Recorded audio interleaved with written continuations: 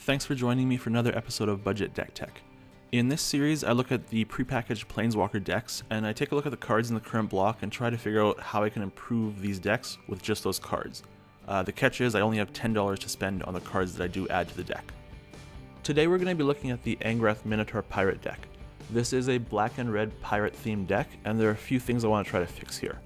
So first is your creatures. Your biggest creature in this deck is currently a 3/3, and if your opponent's dropping dinosaurs left and right, you don't really stand much of a chance against that. Secondly, you've got 0 flyers in this deck, and then lastly, there doesn't seem to be enough removal spells. So we're going to try to address all those as we redo this deck today. So let's go ahead and give ourselves $10 to spend and clear the deck, and let's start rebuilding. We are going to leave all 4 copies of Cinder Barrens in the deck, and then we're going to add 9 swamps and 10 mountains. We are going to leave Angrath in the deck. He is a great way to slowly deal damage to your opponent. Additionally, he can bring your pirates back from the graveyard to the battlefield. And then we also want to leave both copies of Angrath's Fury in the deck. This is just so we can kind of guarantee to get him out as soon as possible, and if he does die, we can bring him back to our hand. The deck we're building today is fairly aggressive. The plan is to get your pirates out fast, attack hard, and then finish off your opponent with some red direct damage spells.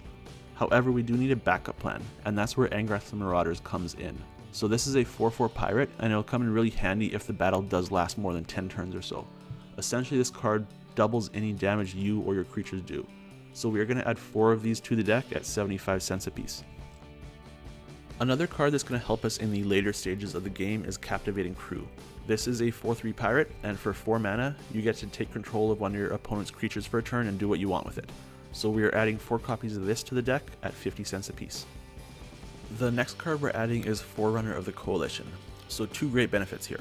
Firstly, when you play the card, you get to search your deck and put a pirate on top of it. And then secondly, when it's in play, every time you add another pirate to the field, you get to deal a damage to your opponent. So you definitely want to get a few of these out there as soon as possible.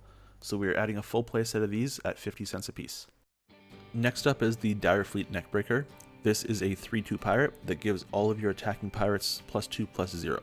So the deck came with 1 of them, we're going to add 3 more at 25 cents a piece. I'm also adding in a full playset of Direfleet Captain. These pirates get +1/+1 for every other attacking pirate, so the deck currently comes with 2 of them, we're adding 2 more at 25 cents a piece. And next up we have another creature that's going to slowly deal damage to your opponent over time. Lightning Red Crew taps to deal 1 damage to your opponent, and the nice thing about it is that it untaps every time you cast a pirate. So we're adding 4 of these to our deck at 25 cents a piece. So since there aren't many flying pirates, I've decided to use Mutiny as a really cheap, easy way to take care of any of my opponent's flying creatures.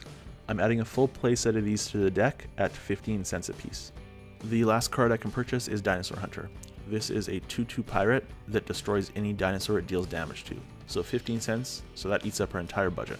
The final 5 cards are cards that are carrying over from the original deck.